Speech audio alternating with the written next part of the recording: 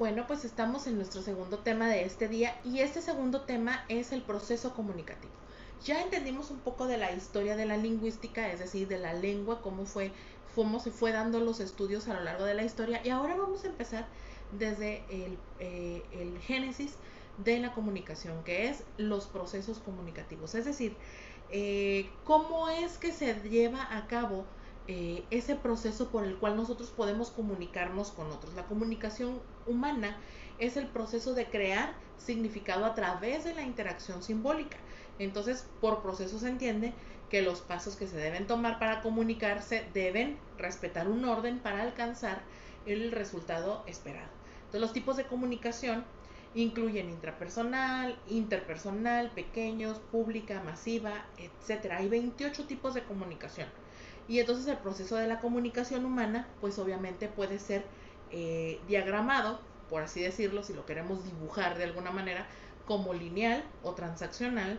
El transaccional es obviamente el más sofisticado de los dos. Entonces voy a tratar de definir para ustedes cómo es el modelo lineal de la comunicación. ¿Sale? Entonces lo escribimos así.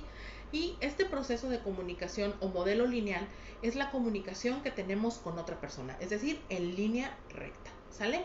Es con una sola persona, uno a uno, y es esa comunicación. Entonces se compone de un emisor que codifica un mensaje, es decir, habla o hace una seña o hace una mueca o lo que sea a través de un canal. Ese canal puede ser las manos, los gestos, la boca, etcétera, etcétera, a pesar del ruido, y que el receptor, la persona que me escucha o me ve o me lee o me interpreta, decodifica con la ayuda de experiencias o entornos compartidos. Entonces, por ejemplo, si yo estoy con una persona que no conozco y le digo, qué calor, esa comunicación lineal, ese modelo, se rompe cuando él dice, sí, ¿verdad? De verdad que hace calor. Estamos estableciendo una comunicación porque tenemos un tema en común. Estamos tratando de comunicarnos de la misma forma y entonces podemos ahora comenzar ese diálogo o simplemente se corta ahí y listo, ¿no? Entonces a eso se refiere el modelo lineal. Después tenemos el modelo transaccional. El modelo transaccional es la comunicación con otros. En el lineal es con otro, una persona, y en el transaccional con otros.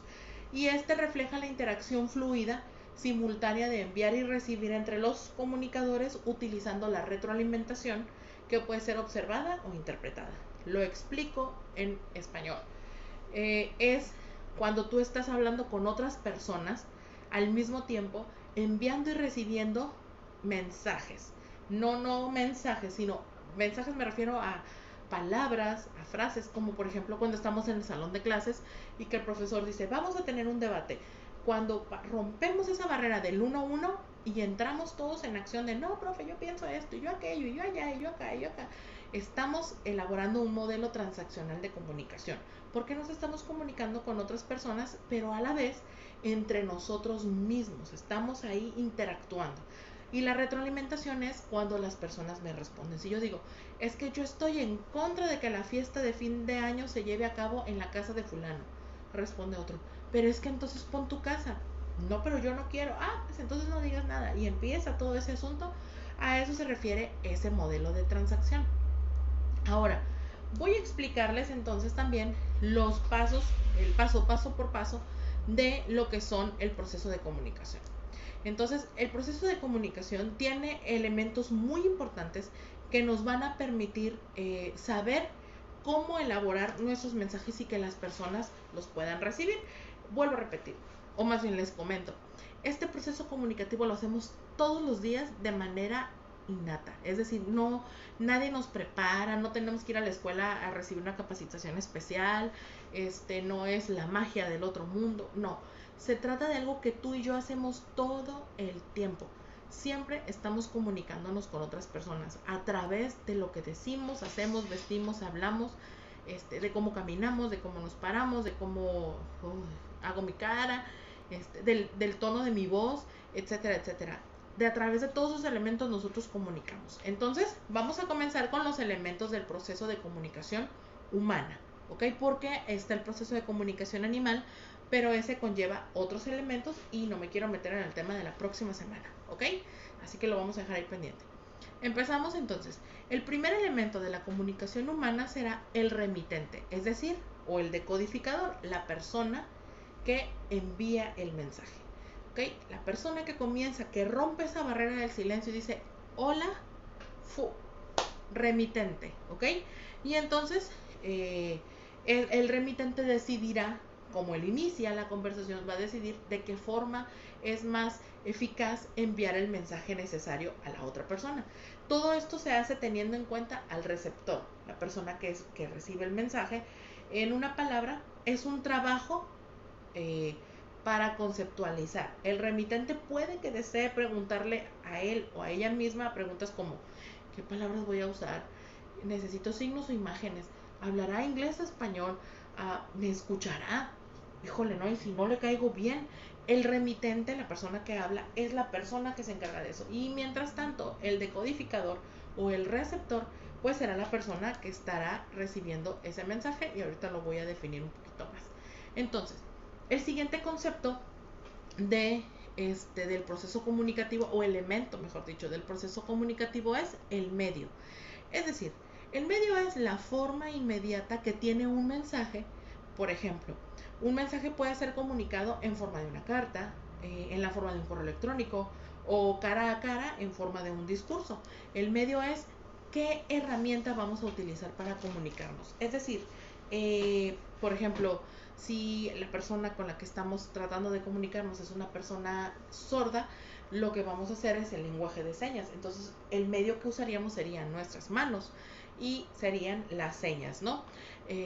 Por ejemplo, si es una persona ciega, pues necesitaría sus manos para poder entender al contacto lo que estamos tratando de decir. Por ejemplo, si yo le digo, no sé, engrapadora, y le pongo la engrapadora, él va a decir, ok, es una engrapadora, hace ruido, sirve, ¿para qué sirve? Va a tratar de establecer esa comunicación y tú necesitarías hacerlo. Hay una forma muy común, bueno, muy interesante de las personas ciegas para comunicarse, y es, ellos reconocen todo a través de sus manos.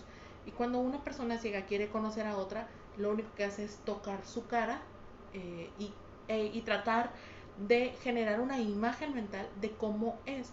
Es un proceso muy interesante. Quienes hayan tenido la oportunidad de poder convivir con una persona ciega lo pueden experimentar y lo pueden comprobar también. Pasa también con los niños que son autistas. Ellos, el ruido los altera. Entonces, cuando tú tienes un elemento, un espacio no tan estimulante, como colores, luces, como sería común, los niños, ellos también tienen diversos procesos de comunicación. Las personas sordas, para ellos, algunos leen los labios y tienes que articular correctamente, abrir bien la boca, pronunciar, marcar tus palabras para que ellos puedan entenderlo y te van siguiendo. Es impresionante cómo el ser humano desarrolla otras capacidades motrices y cognitivas para poder entenderlo, ¿no? Entonces, eso es interesante. El tercer elemento del proceso comunicativo será el canal. Y el canal es el que hace el responsable, de la entrega de la forma del mensaje elegido. Por ejemplo, una oficina de correos, el internet o la radio. El canal va a ser, por ejemplo, una hoja, a lo mejor por correo electrónico, a lo mejor por video. Va a ser la forma que tú uses para entregar ese mensaje. Si yo simplemente estoy hablando, bueno, pues mi canal va a ser mi voz, porque es el medio por el cual lo estoy haciendo, ¿sale?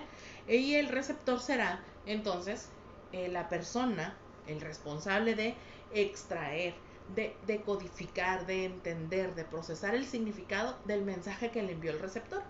Entonces, el receptor también, obviamente, en algún momento se volverá emisor. Hay un proceso que se llama retroalimentación, y esto es cuando la persona que da el mensaje es respondida por el receptor. Por ejemplo, hola, y se dice, hola, ¿cómo estás? Ahora este es emisor y este es el receptor, y se invierten las cadenas. A eso se le llama retroalimentación, que está fluyendo. O sea, hoy soy emisor, en este momento soy emisor, pero cuando tú me preguntes a mí, seré receptor, y yo vuelvo a ser emisor, receptor, receptor, como si fuera un juego de pelota que va y viene. Así de dinámico es este proceso comunicativo. Entonces, el siguiente elemento será la reacción, ya que esta determinará si la persona que recibe el mensaje ha entendido el sentido deseado y si la comunicación se ha llevado a cabo correctamente. ¿Sale? El siguiente elemento será el contexto. La comunicación no tiene lugar en el vacío. El contexto de cualquier acto de comunicación es el entorno que lo rodea. Esto incluye, entre otras cosas, el lugar, el tiempo, el evento, las actitudes de emisor y receptor, etcétera, etcétera. A eso se refiere el contexto. ¿En dónde se lleva a cabo esa comunicación? ¿Cómo es posible que esta comunicación se dé sin el menor de los contratiempos? ¿Ok? Entonces, obviamente yo no le puedo hablar a la nada. Si yo estoy sola hablando, tengo una comunicación intrapersonal. Aún ahí estoy comunicando. Pero el proceso comunicativo siempre se lleva con otra persona. También, como elemento del proceso comunicativo, tenemos el ruido, que también se le llama interferencia. Y este es un factor que inhibe la transmisión de un mensaje, es decir, cualquier cosa que se interponga en el camino del mensaje que está siendo recibido con precisión, interpretado y respondido. El ruido puede ser interno o externo. Por ejemplo, tú y yo estamos platicando y de repente pasa un carro y nos distrae y se rompe esa comunicación que estaba fluyendo porque ahora resulta que pasó un camión y no nos dejó escuchar, ¿no? Puede ser a lo mejor la lluvia, un niño corriendo, etcétera, etcétera. Hay muchos aspectos que pueden funcionar como el ruido o la interferencia. Muy bien, pues el proceso comunicativo, muchachos, es dinámico, ya lo expliqué, continuo, irreversible y contextual. Entonces no es posible participar en cualquier elemento del proceso sin reconocer la existencia y el funcionamiento de los otros elementos. Por eso es que es tan importante conocer el proceso comunicativo. ¿Sale, chicos? Muy bien, pues entonces hasta aquí terminamos nuestra clase de hoy. Por favor, elaboren los trabajos que nos van a ayudar para dar una continuación a nuestro tema. Les pido que lo hagan en el tiempo de la clase. Hay tiempo suficiente para hacerlos, así que pues hay que entregarlos, ya saben, en Word o en su cuaderno, tomando una fotografía para que pueda yo corroborar que se llevó a cabo ese trabajo. Ok, muchachos, muy bien, pues les mando un gran saludo nuevamente. Me da mucho gusto poder trabajar con ustedes y pues nos estaremos viendo la próxima clase. Cualquier duda, mándenme mensajito, por favor.